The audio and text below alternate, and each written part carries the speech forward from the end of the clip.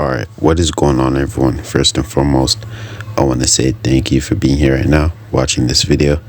I do really appreciate you for your time, and I'd really appreciate if you do consider subscribing, because it truly does help me out a lot. Now, we got what happens when, what's next for the reigning champions who've recently lost their belt, you know what I mean? They were undefeated, holding that belt for so long, maybe even years, you know what I mean? And, they finally met their match, or age caught up to them, where it's just like the age for their prime athleticism has just expired, you know what I mean? And it's random, you know what I mean? It's random, but at the end of the day, bro, you can't be champion forever, especially in a sport like this. You're always getting punched in the head and things like that, but everyone has an age where they have to, retire. And we all know Tony Ferguson, he got beat up for the first time by Justin Gaethje, and he didn't retire, and he just went on and kept fighting, and that's what happened, man. He's on pretty sure on an 8-fight losing streak currently. I'm not 100% sure, but you get the idea, man. So the question is, what's next for these fighters? Are they gonna try to get their belt back? If they fail, will they retire, or will they just keep on fighting on simply because they love the sport, or they believe they can be champion once again?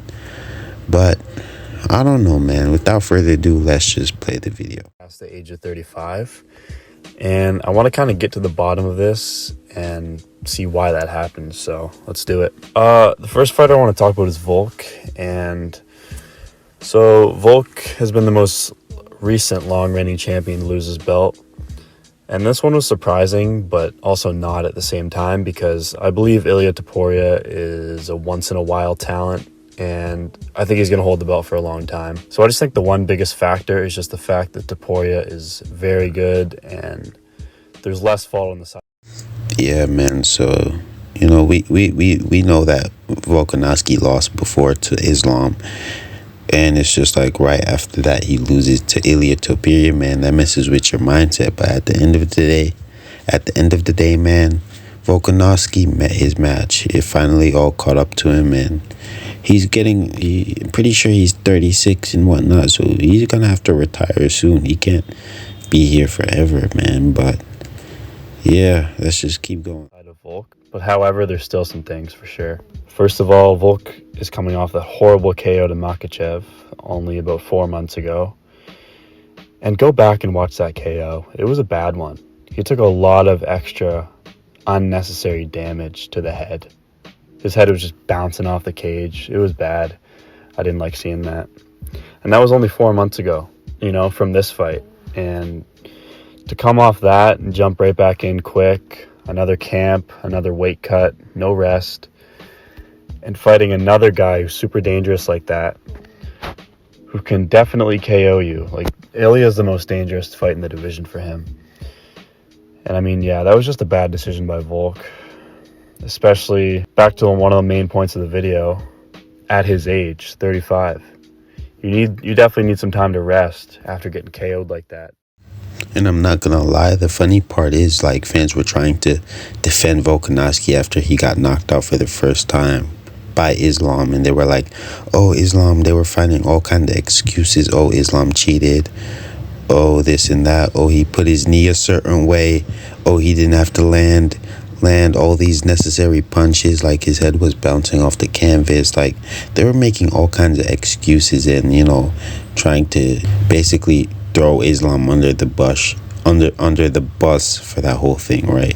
And it's just like Ilia Topuria knocked him out clean, got the cleanest knockout, and it's just like they can't really say nothing. It hurts. It's over pretty much. You get what I mean? It's just you have to accept it. But let's keep going. Especially at that age, it makes it even more serious. Yeah, all these factors definitely play a part on why Volk lost. Now, Izzy's a little different to me because I don't look at Strickland the same way I looked at Topuria. Don't get me wrong, I did think Strickland had a good chance to beat Izzy, and I actually did pick him to win just because of his style. I thought it matched up well with Izzy, but at the same time, it was a very winnable fight for Izzy. And we know that just based on what Pereira did to Strickland. And obviously Strickland was a massive underdog, but Izzy did look a little off to me in that fight. A lot of people don't see it that way. They just think Strickland dominated him, which he did, but Izzy did look a little older in that fight than his last few. And that's because he is getting older. And the same problem that caught up to Volk, it's too much activity and getting older and not resting. And it is tough when you're getting up there in age because you probably want to be more active and get the fights in because you know your time is ticking and that time is coming. But you also need to allow your body to rest. But yeah, same type of thing. Izzy lost his belt at 34 years old after holding it for years. I think the activity and the age is the most important factor. I'm not gonna lie, yeah, that is very true. But at the end of the day, bro, they have a whole team behind him.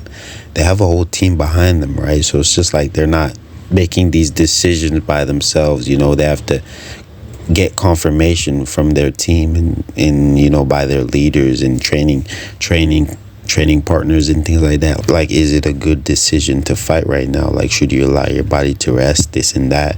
And it's like they're allowing it, bro. You get what I mean? So it's not just like they're going off their own conscience, just making their own decisions. Let's just keep going. As to why he lost. Now we get to Kamaru Usman, and now with him it's a little different again because he was about 50 seconds away from winning his first fight against Leon. And who knows, if he wins that, then maybe he still holds the belt to this day. It's hard to tell. But the thing is, it's similar to Volk in a way because after that KO, it just started looking downhill from there. He was just kind of never the same after that. But despite that, the second fight against Leon, he didn't do too bad. He looked pretty good. But his age and more specifically his bad knees that he always talks about really showed in that fight, which is just wear and tear on the body and getting old. Don't get me wrong, Usman has looked good in his last two fights despite losing, but you can clearly see like, I don't know, man. Kamaru Usman is just like a God-given talent, but at the end of the day, he's on a lot of juice, you know what I mean? He's juiced up, but at the end of the day, juice doesn't just, like, if you take a lot of juice, it doesn't make you perform that way. You get what I mean? At the end of the day, it still takes skill, still takes other things. You get what I mean? But he's definitely getting up there in age, and he's having a lot of health issues. You get what I mean? But at the end of the day, he still manages to, you know, put on these good fights. He still fights extremely well. It's not like, well, he did get knocked out by Leon, but like, you get what I mean. Before that, he was going undefeated. So that's besides the point, but let's keep going. Age, and that's the difference maker. But yeah, I just find it interesting how that specific number or multiple numbers, however you see it, like 35, like age 35 and past that is where the fighter usually almost always goes straight downhill. And I feel like age like 33, 34 is like the last couple of years of your prime. And then after that, you're just completely out of it. You guys have all seen that stat that Luke Thomas tweeted. And bro, people are just now catching on to this. Like, and that's why Khabib is actually a smart fighter. People are just now catching on to this, but Khabib was catching so much heat when he retired. Oh, this and that. But at the end of the day, he did the right thing because he retired undefeated. Never really bled in a fight. You know what I mean? He's always healthy. He beat a lot of top contenders. You can't lie. People should do the same, bro. Like, you know, people are coming back at the age of 36. Like Henry Cejudo, way out of his prime, automatically started losing. You know what I mean? Because he came back for money. Like, bro. But let's keep going. I'll put it up on the screen if you haven't seen it, but yeah, I mean, just read this. Yeah, it's hard to count on a guy who's 35 or over. This tweet was also tweeted before Henry Cejudo versus Aljamain Sterling, as he states right there. And that was another one where the younger guy won.